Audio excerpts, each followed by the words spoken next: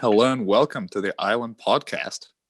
Today we have a special podcast. We have Stephanie, who is a physio from Team Toronto Titans, and she's also a sports therapist and does kinesiology. And from the Tokyo Frog Kings, we have Sharon Fullin. Hello, Sharon. She is also a physio. Stephanie, Sharon, thank you so much for making it for this podcast. It means a lot to us. Thank you very much for having us. Thank you. Yes, thanks so much. Sort of to start things off, could you tell me a little bit about your sort of mental process, mental state going into the ISL season 2020? Because there were so many things in motion. There was the COVID, of course. I know that the athletes weren't sure if the ISL was going to even happen at all. Tell me about your concerns. Did you have them? Were you considering coming or not? And when were you sold that ISL is going to happen? I feel safe. I'm going to go. Stephanie, do you want to start? Sure. Well, it was pretty amazing to see the whole thing kind of happen and evolve with the bubble and the plan that was being put ahead by the ISL, which I thought was a very well thought out plan, and where it was and the isolation and the creation of the bubble. I think my concern was at the beginning, like how much PPE stuff I would have to bring to protect the athletes and myself and everybody around us. I think that was the first and foremost, was the health of the athletes. And I think we did an amazing job, and you guys, ISL, did an amazing job of keeping everything sanitized and everything well cleaned before and after events and at the hotel service. So I think a lot of my worries disappeared when I got there and saw everything in motion. Because we got there a bit late than everybody else. So I think by then, when we got there about a week, 9 days later, everything was smooth sailing. So got it. Thank you. And you were concerned before coming, like, is it going to be clean enough? Are the athletes going to be safe? Are you going to be safe? I think I went overboard in bringing my own sanitizer, my own cleaning, my own table, shields, masks. I brought more than ample enough of stuff. I think more the concern, I think, was because I know we could keep our area clean as professionals. It was the whole getting in the traffic and the transit in the airports and things like that. So just took a little bit of extra precaution on those things, with the N95 masks, being able to travel with those, and making sure everything was sanitized in and around your seat in the airport. Just things like that you just had to take an extra step. But like I said, in the meetings before, you guys all talked about how much was going to be provided, and just being in communication was a huge thing with the doctors and you guys and everything, and getting things organized on that regards. Thank you, Stephanie. And Sharon, what about you? Did you have any concerns before coming to the ISL bubble? Is it going to be safe? Are you going to be safe? Any concerns at all, or were you sold on the idea straight from the beginning? I was not worried because in my mind, even before arriving in the bubble, I thought that if ISL is going to do that and is going to be able to do that in this world pandemic condition, it means that they are all the rules done. If everything is settled in the right way and following all the rules that the World Health Organization has suggested. So I was definitely quite relaxed with that. And also I really I was curious to see, like Steph, how was that happening during the day. So every step of the athlete's day, how would it be managed? And it was a perfect realization, and we saw it from the results, and it was completely safe. I had the opportunity to travel before ISL, and I've taken different flights before that experience. So I already was experiencing how was flying during this period. It was not relaxing as usual, of course, but as I already experienced it, it was perfect for me. It was really fine, all the travel and all the staying also. Makes sense. Thank you, Sharon. Stephanie, Sharon, there is one critique that existed before we launched ISL that professional coaches, athletes, and fans believed would be a flaw of the ISL. This is that the competition is too dense. There's too many meets in too short of a frame of time, and the athletes might not have enough time to recover, and their performances would deteriorate. And B, it is also a potential higher risk to get an injury because of the amount of times the athletes have to perform in the ISL format. Yet this did not seem to be the case during this ISL. Athletes not only progressed during the season with their results, they ended up breaking world records by the end of it. And I believe huge kudos goes to you guys. Helping the athletes recover in between the meets and in between races is hugely important. But could you please say a couple of words in terms of working with the athletes and their recovery?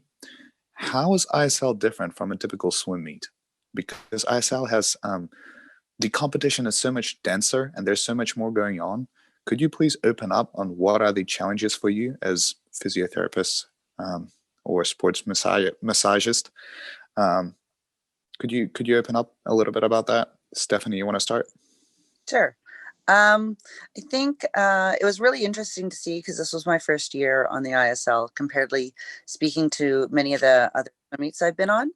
And so the condensed two-hour program, like the format, yes, it was quick between races, but they had, sometimes they only had a little bit of time to warm down, but their body would still stay active and warm.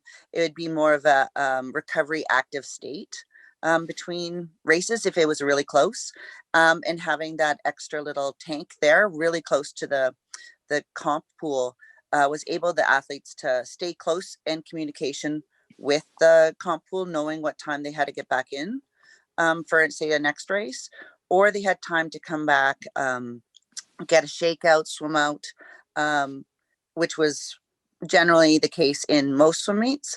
But with the 2 hour and not being able to, not coming back for heats and finals, we had more actually time to address any situations, address any injuries or tightness of the muscles after the race, or even before the race, and doing a pre-warm-up or a pre-activation, depending on what time the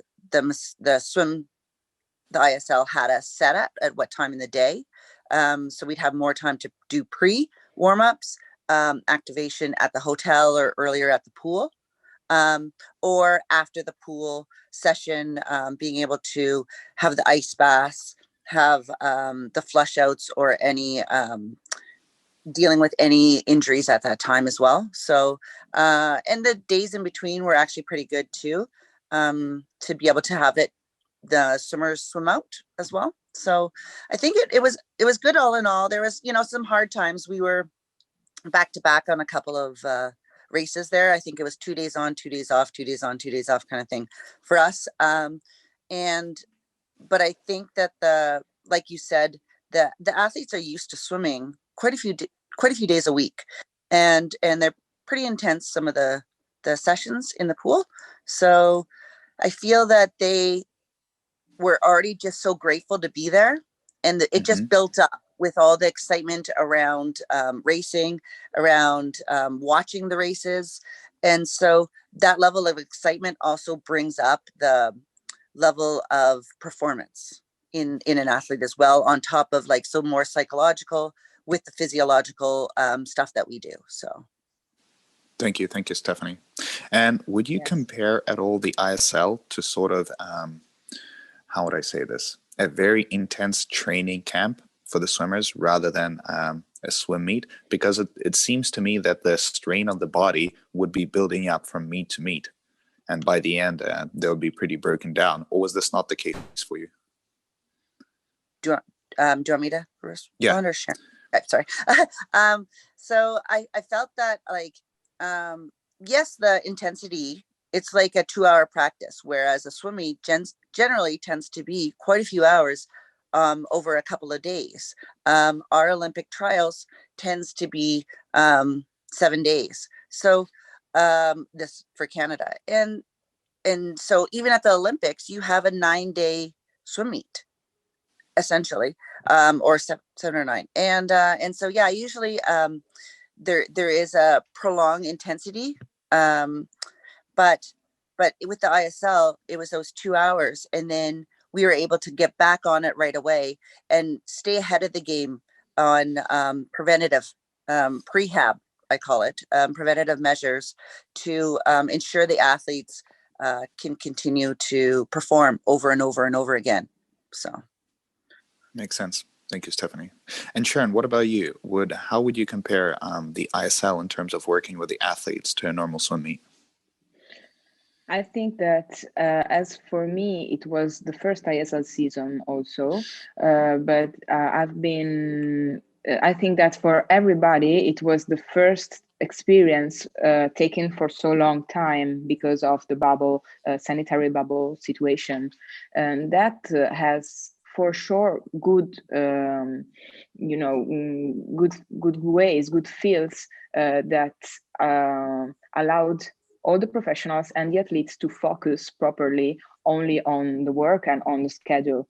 Also, Tokyo for Kings had a very strict schedule, and some days, some weeks, they also have 2 days of racing and 2 days of rest. But I think that also the thing that ISL is very, very different is that it's a whole team which is competing. And hopefully the whole team should have some strategies to be able to give the perfect formation every time, even if the timing are so strict as for some teams it was, for all the teams, but for some it was a little more.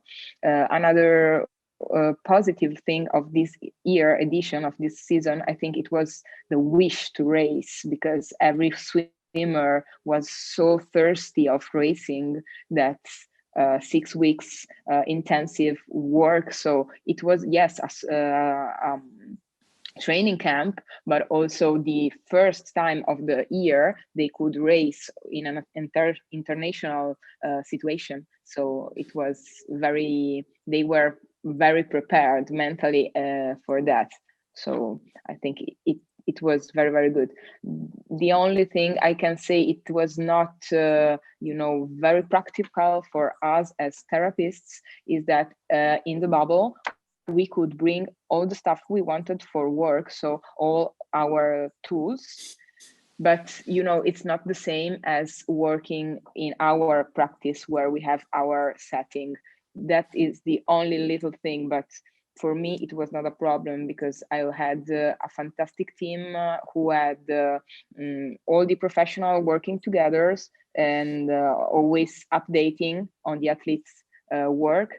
I was attending also the gym part, of course, and the contrary, the trainer and the coach asked me about my work with the athletes. So it was very, very precious as an experience. Okay. And the point of view of a physio gets taken into account when developing a team strategy, as you said? So would the coaches come up to you and say, how is this athlete feeling? Like, is his body broken down?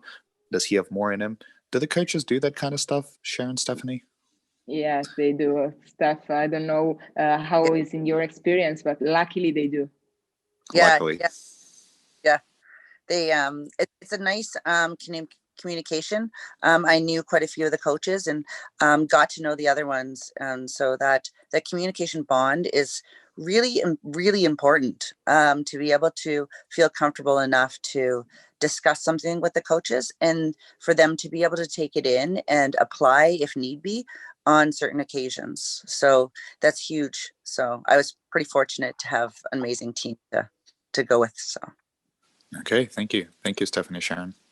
And we're actually receiving a question from the fans, and it holds: is it possible to be too loose before the race, and where is the borderline for you? Sharon, do you want to start? Yes, it's an interesting question, but I think that at that level of athlete professionals, the athlete has the sensitivity to understand how much he needs to be loosened.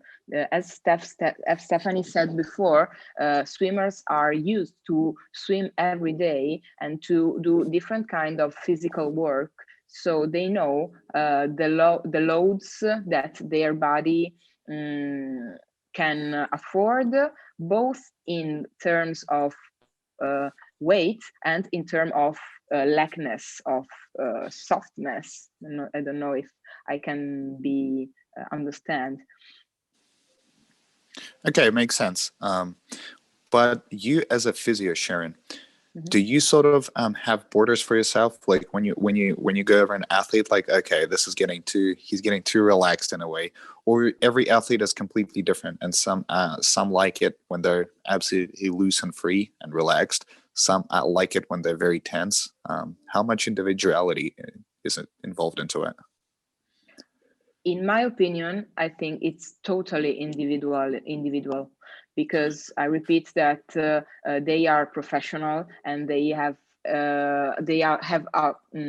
complete stuff around them, and in the specific performance request, there is the coach which knows them by the training times and can tell them this point of view. Because from my point of view as a physio, I can only say if the structure is in a good state, if it is in a healthy state, and if he can perform like he used to, or he can perform even better.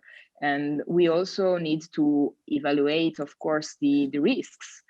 But this is a work that we do a lot before the race. So during ISL, this kind of collaboration was possible, but also necessary with all the staff of the team because of the strict times and schedules.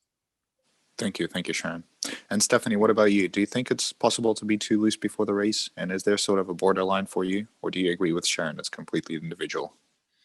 I actually agree with Sharon. Like, at these levels of sporting events with these high pro athletes, they know how their body works, and they've been to multiple swim meets before, that are long periods of time and intense as well. And so each athlete knows how their body responds well, what each individual or individual coach and athlete have plans already going into this. And so, like Sharon said, being able to have that support from the coach and the athlete, and knowing their body and how their body responds. I have some athletes that like to be a little bit more engaged, the muscles, and I have others that need to be able to. I think the whole thing is about feeling the water, and in each individual athlete has that feeling themselves of how they feel in the water. So Thank you, Stephanie. And Sharon, Stephanie, both of you mentioned how important it is to sort of listen to the athlete and account for his individuality. And that brings me to my next point. In my experience, the role of a physio on a team is not just limited to working with the physical side of the athlete, but also working with the mentality of the athlete and being sort of the team psychologist in a way. Would you agree to this? Do you do this kind of thing? And if so, could you open up about it? Like how important it is for the athlete to have a person to talk to like that when they're relaxed and they have nothing to worry about? Stephanie, do you want to start? sure. Yeah, I have had that before. And I fully agree on I'm not saying that I am certified in any mental, but to be able to have an athlete.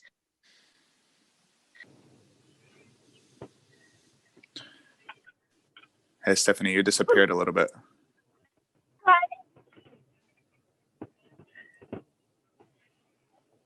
Sorry, I think you're good. No? No, sound disappeared for some reason. We can't quite hear you. Sharon, do you want to pick up? Yes, of course. Maybe we can have Stephanie back later, and I would continue what she was saying, because it was the same. It is the same for me, not only with athletes, but also with non-professional athlete sports. We, of course, have to deal with the whole person. As one teacher of one of the very first courses I attended, he said, it's not like when you bring your car to the mechanical, that you just leave it, he fix it, and then you go and pick it up. It's not like that. It's not that the patient comes to me and gives me his column and tell me, okay, this is my column. I go for an hour and then I pick it up, and I take the whole person. And some people can realize that I am not there for psychological part, but it depends. Some people are more aware of it, some other are not. In general, I can say that as we as professional know that point, that the person comes in the hall and they gives their trust to you in with their all essence, we take them with the maximum respect we can, and with the empathy and the sympathy that we are able. And this is individual, of course, but also you can develop it by maybe studying a little more of psychological stuff, even if we are not the psychological professional. This is anyway very, very important, because when I work it for help people feeling better, and with the professional to help the professional perform better in his best way in that moment. So my role is to work with in general positivity and love.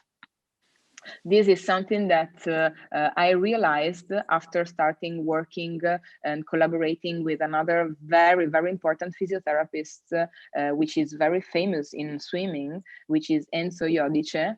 And I was hit by his way of working, because I know you know him, so maybe you can confirm it.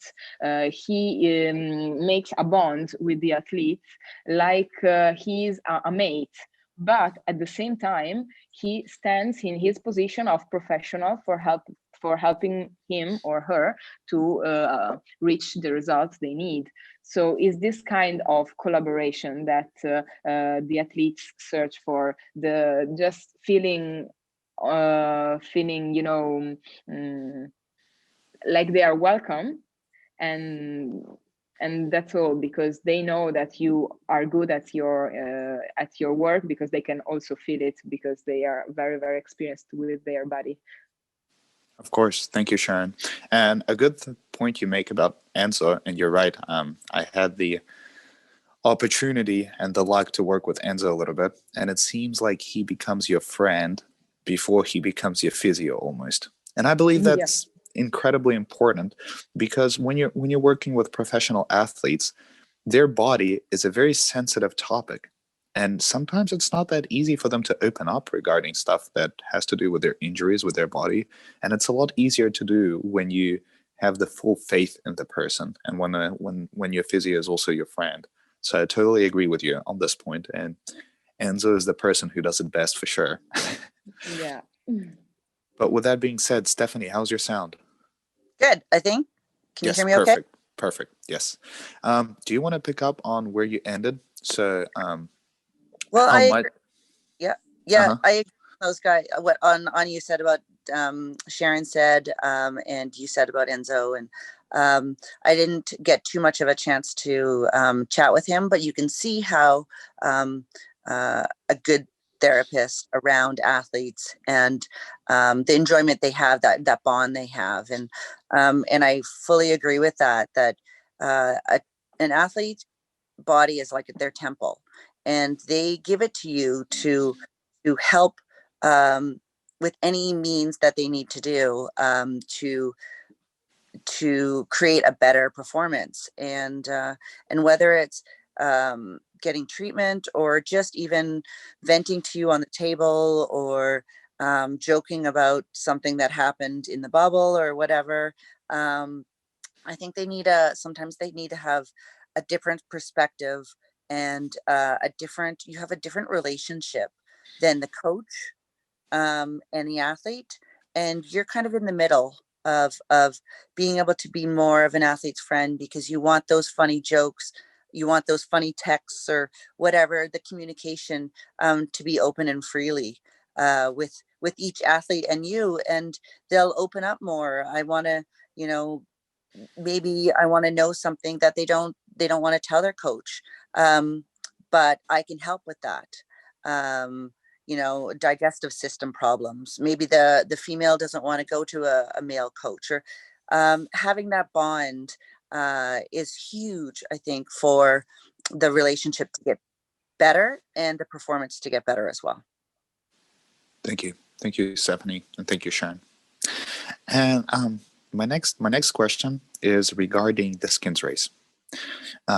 Some of the athletes prefer to have a physio work with them in between their rounds of skins race. Some of them don't like to be touched at all. Some of them like to talk to the coaches. Do you believe there's absolutely anything to be done from the point of view of the physio in between the rounds of the skins race? Or is it purely mental, like a placebo pill in a way? Sharon, do you want to start? Well, I think that we still cannot make a rule, but as the stress of the skin race goes on, so the level goes up and the repetition of the race goes on, sometimes it would be better to have a very quick shake, very, very quick, just to give the muscles a different stimulation. Anyway, I perfectly understand that some racers prefer not to, because in that moment they are in another level and they prefer the physical to stay in that level that they set it, and maybe work on the physical later. And that would be only a little more work for us later, maybe. And it's okay, because we really need to adapt to every single professional, as to every single person we work with. And with an athlete, to follow the example I did before, like with the car, working with such level athlete, it's like for a mechanical to work with an owner of a very, very good car, like a Ferrari, which is also a mechanical. So he is a mechanical bringing you his car, and he stays like this, watching you, what you are doing to his car. And this is the same for us working with athletes, because they are there while you're working with their body, and they have to participate in a way, in some way, not totally, because you have to have your own decision field, of course, as a professional, but they are professional also, so there must be an exchange. Makes sense. And everyone's individual. But you believe if the person allows you to work on them in between rounds of skins race, there is benefit to be made. Yes, I think there are, but I don't want to influence any athlete, because what I can suggest is to try to do in a way, and to try to do without. So just experiment it and try it on your skin, so you will be able to decide what to do during the race. Let's just swim butterfly skins all day and see what works. Exactly. Stephanie, what about you? Do you believe there's benefit to be made in between the rounds of skins race if you work with the athlete, or is that sort of just shaking them off and sort of giving them the placebo pill in a way? I think, like Sharon said, each individual knows that if an athlete is in the zone and feels the water, they'll tend not to get that shakeout because they have the feel of the water and they don't want that to change into the next race. And they're feeling pretty good. But also, say if somebody is still grasping for that feel, they may try to have that neurological response in the quick shakeout activating. But generally, like both you guys or Sharon said, that trying it beforehand is huge. There's many more smaller meets. There's many more practice simulations. I know that our team does those, and we'll do a couple of dive 50s. Try it then, especially being in COVID and the situation we are now. There's not as many meets to try it, so it's huge to try those at the pool practice times. Some people may like it. Some people may find it overstimulating in a race where you already are high levels of emotions and everything going on. So it comes down to personal. So Thank you, Stephanie. We're actually receiving another question from the fans, and it holds: what do you believe are the regions of the body that are most tired after someone does butterfly, and what do you think are the most beneficial stretches for someone who does butterfly? Stephanie, you want to start? sure. Butterfly is huge on impact on the shoulders, of course, being able to move them at the same time. So a lot of shoulder work needs to be done in the sense of I got taught by a very amazing physiotherapist in Canada, Ron Madsen. And there's a lot of work on the glenohumeral internal rotation dysfunction, which is like basically when the shoulder sits anteriorly, which is the stroke of butterfly. So you need to make sure that the shoulder is moving properly in that joint and the muscles are still working and stretching. So pec stretches, things like that, making sure that are all moving in the same way. And also, I think in butterfly is huge is stretching the lower back because you need that hip movement to be able to create that effect to go over the water with the arms. So a lot of quad stretches and QL stretches, which is the lower back there. But I think a lot of people miss out on stretching the psoas, and which is a muscle that kind of comes from the lower back to the front. And it's huge, I think, in a lot of swim world and especially in butterfly to be able to push down. So there is the stretching and after that would be great for that kind of area. So our team is sponsored by a company called So Right, and it's actually a stretcher for the psoas muscle, which you lay on, and it stretches because it's a really hard muscle to get at. And we're just working with them to stretch out that stomach to be able to get the hips moving and the hip flexors as well. So yeah, Absolutely. Thank you, Stephanie. And I totally agree with you that in a way, the lower back in general gets a little bit overlooked by swimmers, especially butterflies, in my opinion, because they think, oh, let me bend down and reach my toes and sit there for like a minute, and then boom, I covered my lower back. But in reality, it's not like that, right? There's very different angles and different muscles you have to cover. And if you miss one, that's already a opportunity for injury, right? Yeah, it's a domino effect, I think, with so many people look at swimmers, oh, it's shoulder problems. They have shoulder problems and they generalize that, oh, it's just, butterfly. Oh, it's really hard on the shoulders. Well, yeah, if I get it because it is, but you need to be able to, and a lot of swimmers know that and work a lot on shoulders prevention. But I think they also miss out on, like you said, that lower back issues. You talk about dives, you talk about flip turns, you talk about that underwaters. Those are all muscles that you need to work with that lower back whole kind of the whole lower girdle around the hips, and really make sure that that's moving, and in those motions to be able to get the legs forcefully pushing down in the butterfly kick. So Thank you, Stephanie.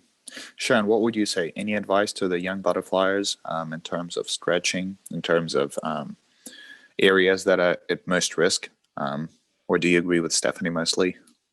Stephanie absolutely gave a complete answer, very, very precise. And if I can only add something for the young swimmer, as you asked for, is the core work. So the work on the core muscles, like in terms of both strength and coordination and flexibility. Those are three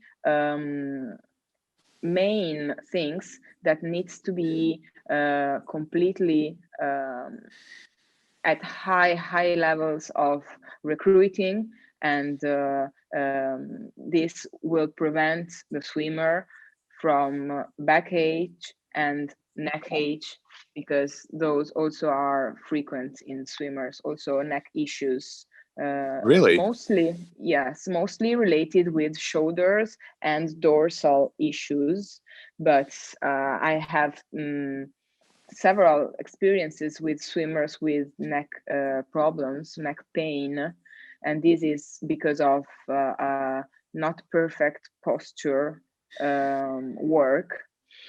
And this is more true the higher is the level of the practitioner. So as for every sport, the more high you go with the level, the worse your posture will get because of the training. But it's not a bad thing. It's okay this is good for the stroke, the gesture, but your body needs also to compensate and to be in balance. And in this way, you will perform even better that gesture. Okay. Thank you, Sharon. I don't want to go too technical in posture, but this is very important for me, and my athletes knows how much I care about posture balance, and usually they like the results. Of course, and I believe Enzo has a bunch of posture tests whenever he sees you to access it, right? He's an expert of posture evaluation, yes. Thank you, Sharon. And one more question about butterfly, both to you, Stephanie, and Sharon, but let's address this mostly to Sharon since you started talking about the neck. There seems to be a trend in butterfly. It always existed, but it's becoming more popular now to breathe to the side. So you know what I mean when they breathe like this. Do you think that alleviates a little bit of the pressure on the neck, especially for long distance butterflies, meaning on the 200 side, that don't end up coming up as hard and need to potentially lift up their head just a slightly more? Do you think that could be the future of butterfly technique? Oh, that's a difficult question. If I can start, but I really want to know what Stephanie thinks about this.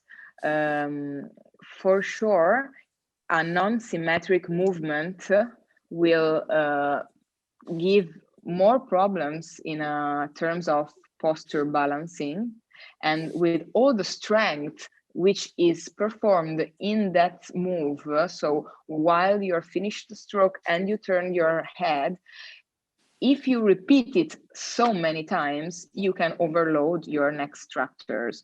But if you do a good compensation work after the session of training and after race, you won't have problems for sure. And I can bring the example of the tennis player. The tennis player only plays with one side of the body, mostly with precise moves. But outside the field, he trains to balance all this work. So the more high is the level, the more work you have to do in the backstage to balance. Makes sense. What about if you switch sides on every breath? It would be better. I suggest it, but Most I haven't swimmers, seen anyone do that. Yeah. exactly, they have Yeah. one side of preference. But what Stephanie do think about this? Well, I feel that like completely with you, Sharon, that the rotation, the constant rotation on the one side, athletes already favor like freestyle in a sprint free, or even in a distance, or open water that I've been able to work with. All these, they all breathe to one side. And so it becomes a pattern, and it becomes like a routine motion, which then creates so many other problems. Lower back, because the one shoulder goes over, because they dip down on the one side. So I think with the butterfly as well, that constant rotation, if you have the proper um, muscles and technique, like we talked about, you Sharon talked about, you should have that strength in the lower back and the legs to be able to push them over the stroke, to be able to have their head in the proper position going ahead over the stroke, rather than over the water is what I'm talking about. And so to create that strength in the legs will help balance out like a lever system to the front. So the more power down, the more power you're going to go up and over the stroke. So I just don't see that. Some people, yes, that they love that rotation, but I think you're talking about such small little muscles and joints in the neck that that may not be able to take that load over and over in a butterfly. So I don't see it taking over as a thing. I do see some people doing it because they have a really good balance, but long-term effects, I don't know.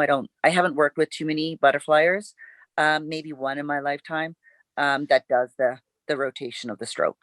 So, and one of the things when I worked with him was TMJ, dysfunction.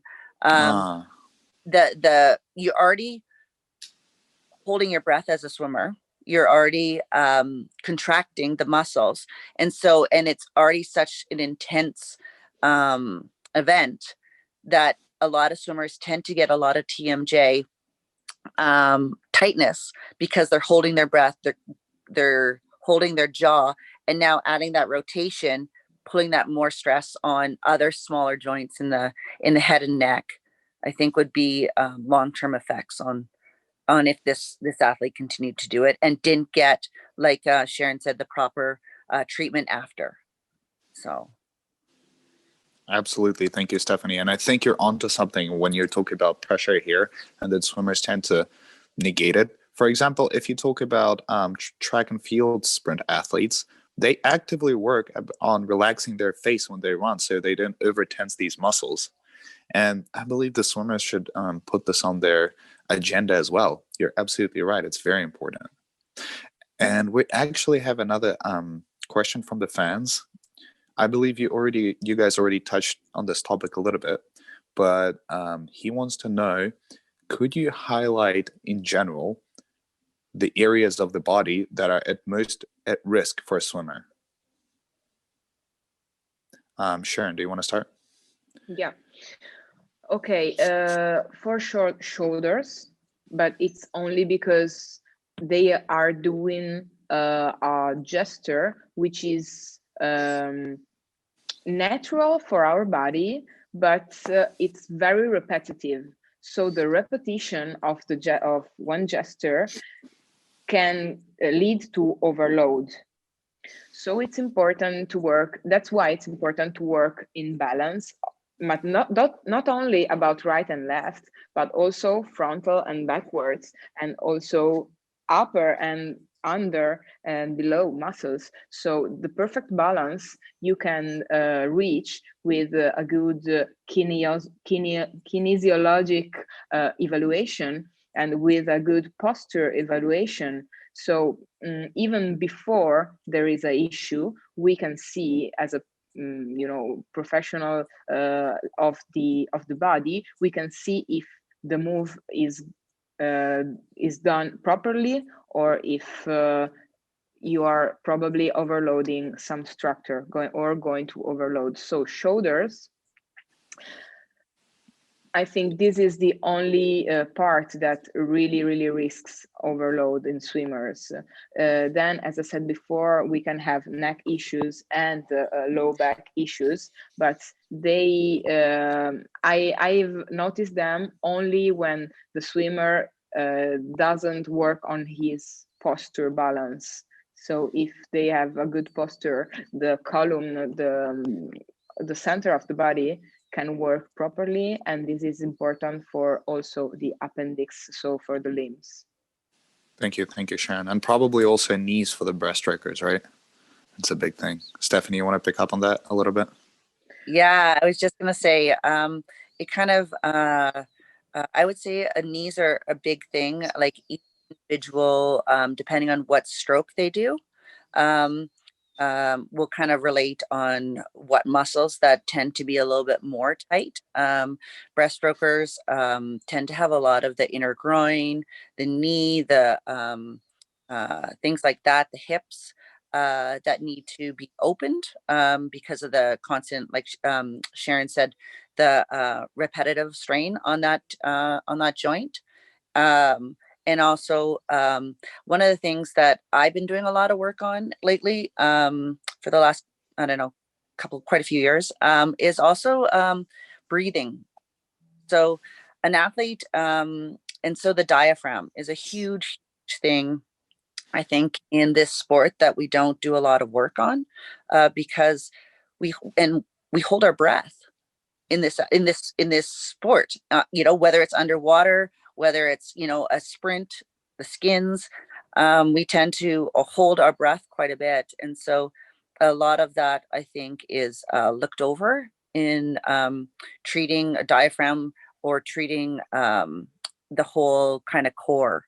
And Sharon touched us on this a while ago, but making sure that core is strong, but we also need it to be able to move and everything to move freely around that, which also goes into that lower back we talked about. But I think I agree with everything else Sharon said about the shoulders and neck and things like that, making sure everything is moving all properly in the right angles and stuff like that. So Thank you, Stephanie.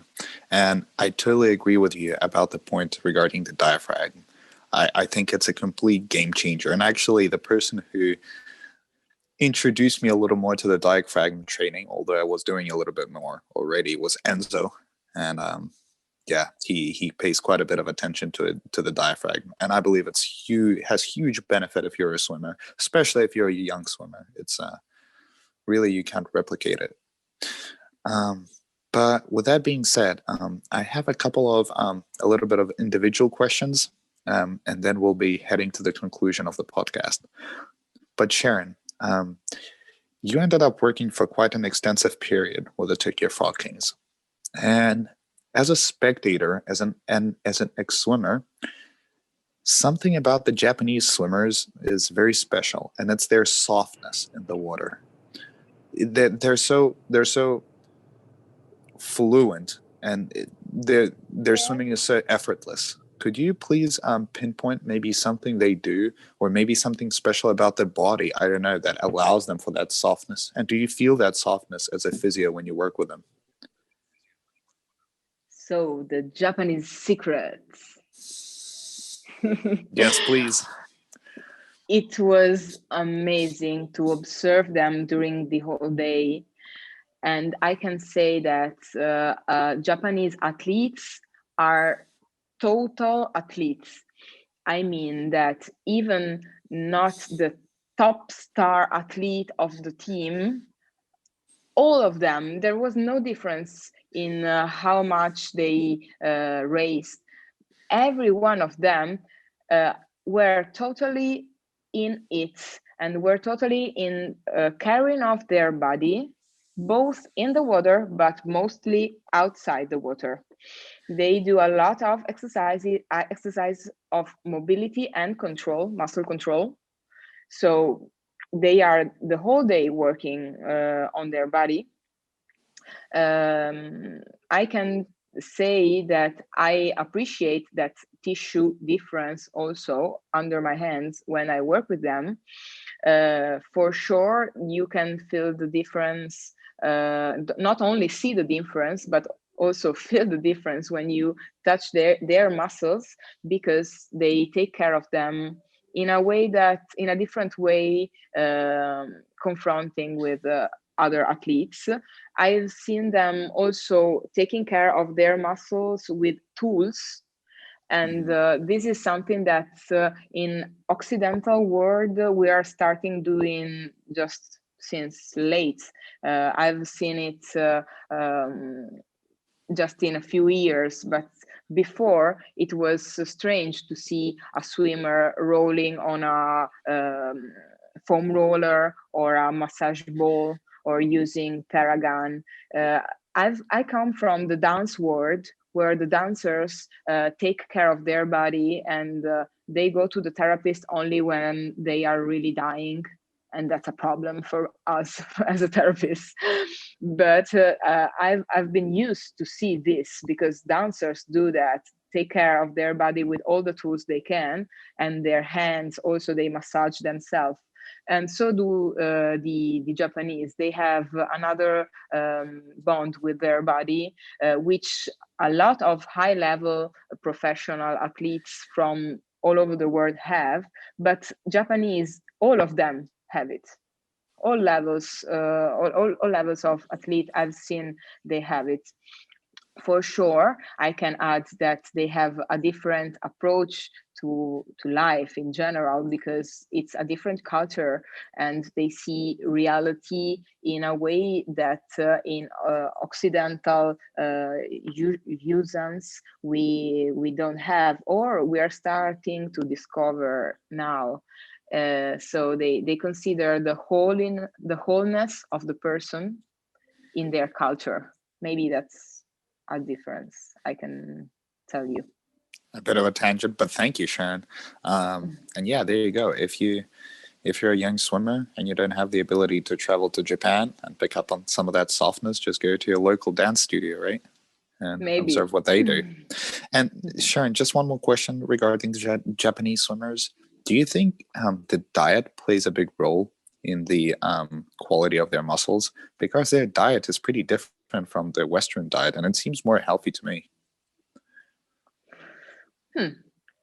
Very, very interesting point of view. I think that every time you insert something in your body, it changes you. And if this becomes a habit, it's definitely becomes part of you. So yes, I think that diet makes difference in the composition of the tissues and in general in the health care. So it's the very base of the health and also of the performance. Athletes knows that. Thank you, Sharon. Thanks. And Stephanie, I believe I have the best person on my podcast to bust one of the myths that exist in swimming. Okay. You have a bit of a unique person on your team. His name is Andriy Govorov. Have you had the opportunity to work with him? Yes. Great. So in the world of swimming, and especially in the world of sports in general, when discussing swimming, there exists a notion that pure sprint doesn't exist in swimming. Even the shortest distances, for example, at 50, is a little bit more on the anaerobic mid-distance side, especially if you compare it to track and field athletes who have like a 9-second 100 dash or even a 60-meter dash. But I believe you have a person on your team, being Andriy Govorov, that challenges this concept. I believe the 50 is a pure sprint for Andriy. And I wanted to ask you, what is the state of Andriy's body after 50? Because he must have a lot of lactic acid in it, right? And a lot of people don't believe you can build up that much lactic acid in the 50. Could you open up about that a little bit? Yeah, sure. I had the pleasure of working with him, and he's very interesting in the way that he comes to the pool, whether it's practice or competition. He really takes the time to activate the muscles. And warms the muscles up to probably, I would say, a lot longer than most athletes I've seen in swimming do. Most of them are in the water already during practice, and he's still out doing activation for his body, and he does it also for his mind. So simulations are lying there, mental preparation as well. And I know we had he is amazing at the 50 long course, because there's no walls. So we had quite a few discussions around the walls, but he does do a lot of sprint activation and sprint simulation in his practices, which was really interesting to see, because I haven't seen I've seen that because of the pandemic, and doing simulations in practice, but not as many times as I've seen him do it. Whether, and down to the point where he puts on his bathing suit, his race suit, to simulate. And it was really interesting to see and work with his coach. I think because it was his dryland coach, and doing and watching the different techniques they do. And also after they do special techniques of shutting down a system, which was really interesting to watch and to learn. So whether it came to the ice bath or doing a lot of lymphatic system, we did a lot of lymphatic work with him, and which was really a sprinter, because it's relieving, essentially the lymphatic system is helping with alleviate all the lactic acid buildup and stuff like that, and even taping through the lymphatic system. They do a lot of that as well, which was really interesting to see, because I've seen it before in the courses I've taken in taping, but I've never seen it actually put to work with a sprinter at that high level, and doing different formations of taping, which was really interesting as well. So it was an amazing experience to work with him. So Thank you, Stephanie. And these simulations he's doing, as a physio, and I'm not asking you to reveal too much. If anything of this is too much, you just let me know. But working with him after his 50s, do you at all feel like he gives just a little bit more than the rest of the 50 swimmers? Because it seems like Andriy has this ability to give 100% of what he has in a single 50. And it is incredibly rare in the world of swimming that someone's capable of to do so. I would not say that he gives more than anybody else. It's just a different way that he's able to tap into his own strengths, and being able to train like that is very rare as well. To be able to just focus on a 50, which is not very common in other teams I've worked on for swimming before. So which was, I don't know too much on just of what I've known in the bubble and working with him there. So I can't say much more else of that than I know. He just takes a different approach than a lot of swimmers do, and able to tap in a little bit differently than but I would say I've seen other swimmers, that do 110%, whether it's a different event or something like that. But it's pretty interesting to see that in swimming, like you said, that that 50, that soul 50. So Yeah. Thank you, Stephanie. Yeah. And Stephanie, Sharon, thank you so much. We'll soon be wrapping up the podcast, but before I let you go, there's an important question I have to ask you. What is your favorite team logo and team uniform, but you can't mention your own? Sharon, you want to start? Well, Tokyo was so cool.